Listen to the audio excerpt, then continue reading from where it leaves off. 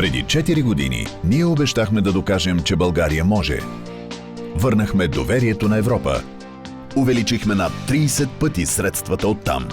Запазихме страната финансово стабилна. Борихме се достойно с престъпността. Подкрепихме земеделието, изградихме пътища и бяхме там, където имаше нужда от нас. Ние имаме воля и имаме и политическа отговорност. Ако ГЕРБ е на власт, ще правиме всичко възможно да има и повече справедливост, и повече работни места, но на базата на икономическия растеж. 10% плосък данък, 7 дни връщане на ДДС, работа, работа, работа. Това е, което ние можем да обещаем. Имаме воля. ГЕРБ. Номер 15 в бюлетината.